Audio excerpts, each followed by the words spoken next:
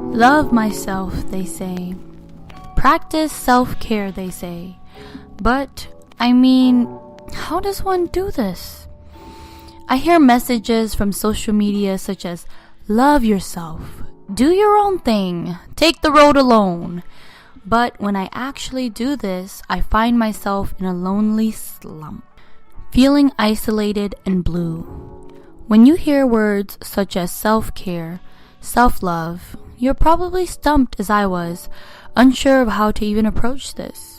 You thought, maybe I can get a manicure, or get a new haircut, or go to the spa.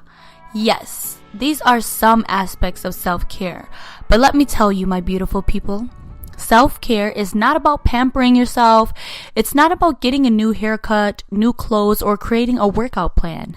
No, not at all. How can we go on our journey to a new year, new me, when we haven't trained our minds to be ready for it? So you wonder, what is the secret to self-care then?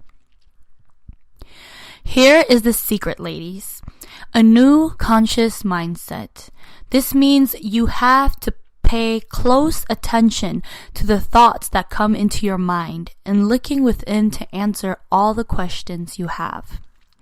Here are 3 things you can ponder on to discover more of yourself in order for authentic self to blossom. 1. Learn to discern your individual self from your communal self. Let's face it, we all have to take on roles, perform certain duties that may not necessarily serve us as an individual spirit. We are born into this world as a woman, as a daughter, then we become students, mothers, caretakers, and then we enter the workforce. Through all these roles, we are expected to act a certain way, contribute and help out the whole. This is an amazing thing, and community is key to a thriving earth. But the community self becomes toxic when one loses their individual self in all of this selflessness. Do not let norms, labels, roles, and the need to conform deplete who you really are. You will begin to chase temporary thrills to fill that emptiness. Imagine, what would you be doing if you were not tied to any roles? That is who you are. What would you be if nobody has influenced you to choose a certain path? When you were young, what were you interested in? This is who you are. Take some time, if only 30 minutes a week, to write down things you love to do. What are some things you love about yourself? Reflect on what excited you as a kid when others' views of you did not define you. What does your heart yearn for truly? Number 2, slowing down time. Our society has turned up its gears into turbo drive, where from a young age, our kids are going to school, joining sports, then doing homework, eating, sleeping, then repeat. Adults overwork themselves through working their day job, taking care of their kids, paying bills, and always pondering if what they're doing is right. People just seem to have no time to wind down and relax. Let me tell you, laying in bed and scrolling through Facebook is not exactly the kind of slowing down I was getting at. Even though you're laying in bed, you're occupying your mind with social media. When I mean slow down, I mean simply do nothing. Sit with yourself and your thoughts in silence and allow yourself to just sit. This is extremely hard for some people, as many people are uncomfortable with silence and being alone. Once you've mastered this art of slowing down time and sitting in silence, you realize the world is never really silent at all. There's always this constant buzz and vibration in the air that calms you. Take a week to just walk your dog, take a walk on a path, or visit the lake, and just let your thoughts go. Many times, people stay busy because they don't want to face something that's eating at them inside.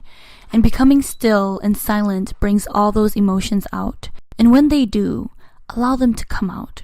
Cry, get angry, and let all of it out. You will realize you feel a whole lot better. You'll get this beautiful sense of clarity and peace. 3. Who are you truly? What were you meant to bring to this world? The sad truth is that majority of people are not listening to their own hearts. They listen to their parents, their peers, and the media.